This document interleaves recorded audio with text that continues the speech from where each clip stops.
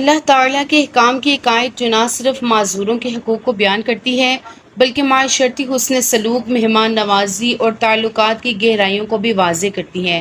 یہ ہے سورۃ النور کی آیت 61۔ آئیں آج اس کی آیت کی روشنی میں اپنے دل کو، اپنے رشتوں کو اور اپنی زندگی کو سنواریں۔ اعوذ باللہ من الشیطان الرجیم، بسم اللہ الرحمن الرحیم۔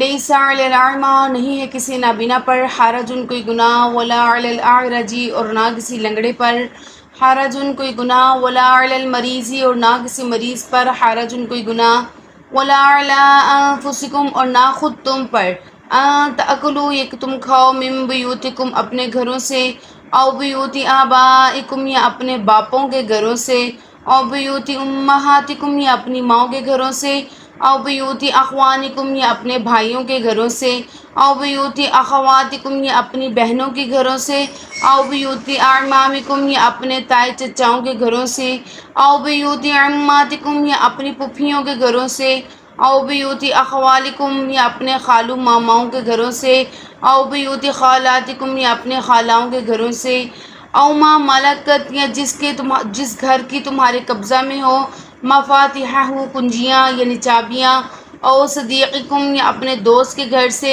لیس علیکم، نہیں ہے تم پر، جناح، کوئی گناہ، ان تاکلوا، یہ کہ تم کھاؤ، جمیعاً، اکٹھے مل کر، او اشتاتاً، یا جدا جدا، فاذا، پھر جب دخلتم، تم داخل ہو، بیوتن، گھروں میں، فسلموا، بس تم سلام کرو، علی انفسکم، اپنے گھر کے رہنے والوں کو، تحیۃً، دعائے خیر، من عند اللہ، اللہ تعالیٰ کے ہاتھ سے، مبارکۃً، بابرکت، طیبۃً، پاکیزہ، کذالک، اسی طرح، یبشر اللہ، بیان فرماتا ہے اللہ تعالیٰ، لکم الآیات، تمہارے لیے احکام، لعلکم تعقلون، تاکہ تم سمجھو۔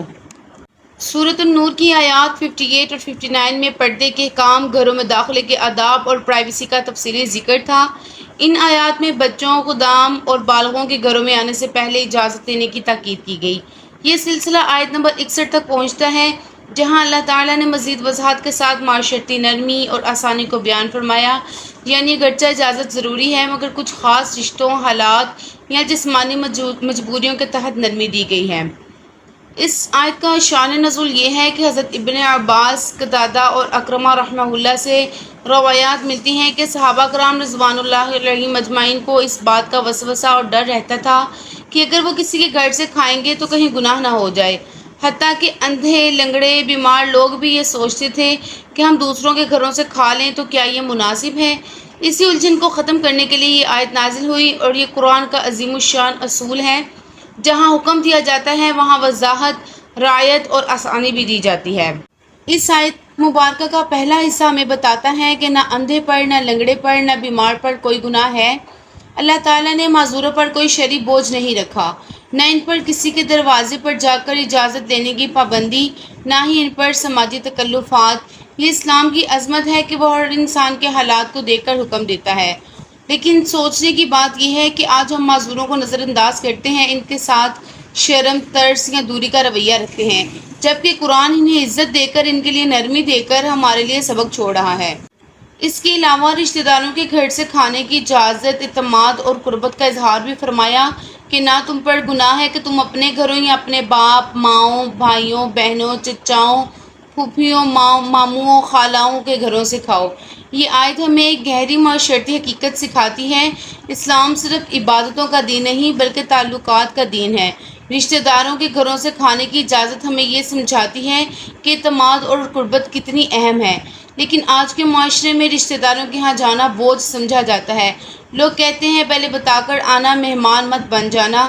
دلوں میں محبت کے بجائے تکلفات آ چکے ہیں، جبکہ قرآن کہتا ہے اگر تم رشتہ دار ہو، محبت ہے، اعتماد ہے تو یہ سب جائز ہے۔